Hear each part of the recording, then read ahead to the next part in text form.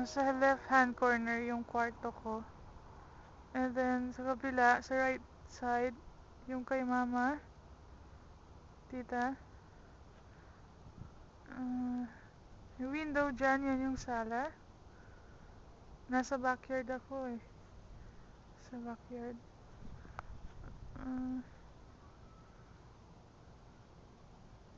Fall na kasi.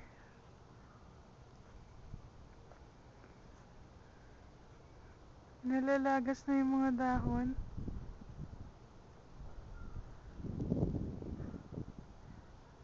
Punta tayo sa harap.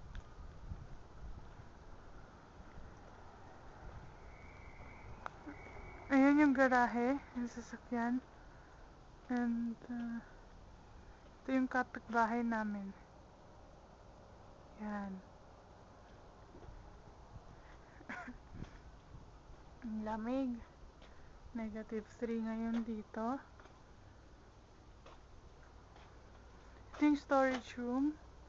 Puro ano dyan eh. Puro pang garden set.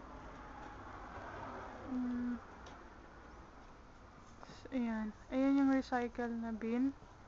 Nilalabas yan every Tuesday. Tapos ko-collect tayo ng garbage collector. Ito tayo sa labas. Ito yung garahe oh.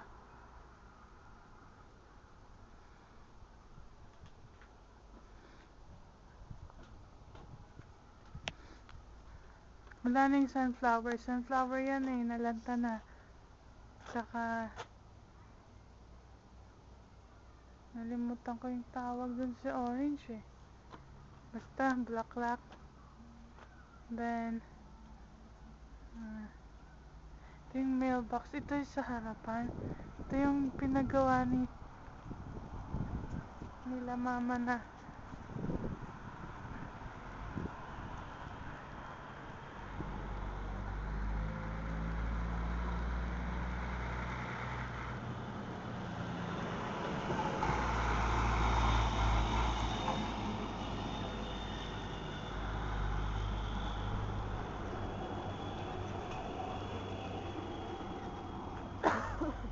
Yan, puting puno.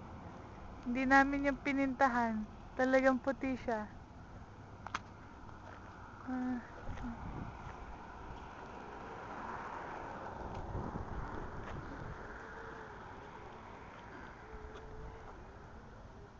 Mama, anong tawag doon?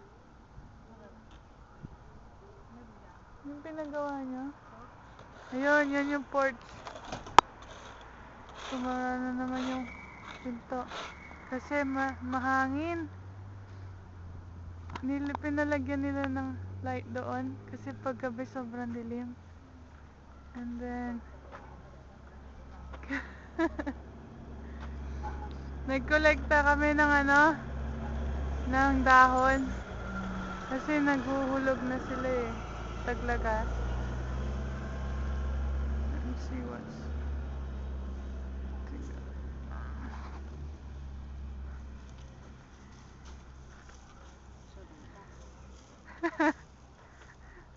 Haamat. Namasmasadot.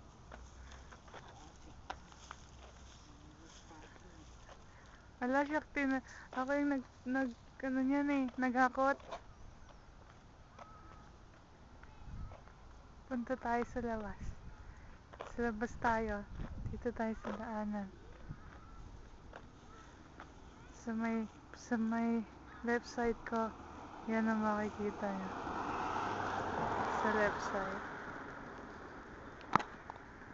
Doon banda, yung nakikita nyong may sulat na building, school yon. Ng mga elementary at elementary lang, hindi secondary students.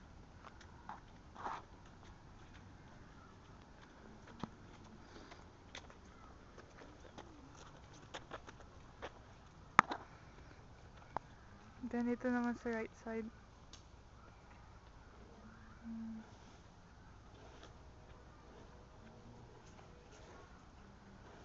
Yun yung bus stop. Yung may nakatayo na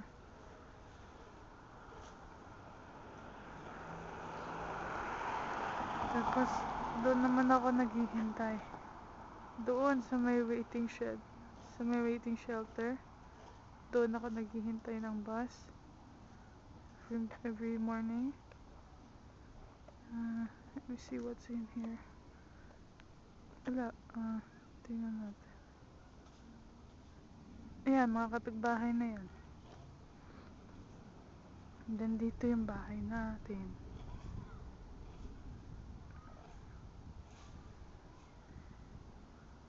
Let me see. Tingnan natin. Hanapin natin kasi.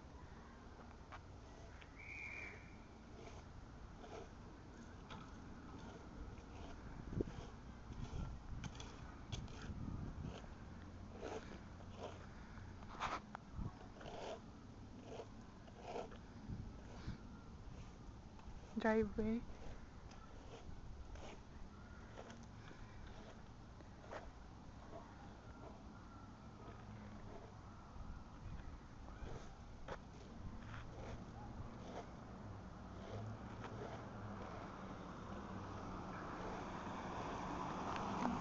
Doon, papunta sa palengke. Malayo pa. 10 to 15 minutes away. Mula dito. Malengke ka. Pag malalakarin mo, 10 to 15 minutes yung layo. But pag may sasakyan, 5 minutes drive lang.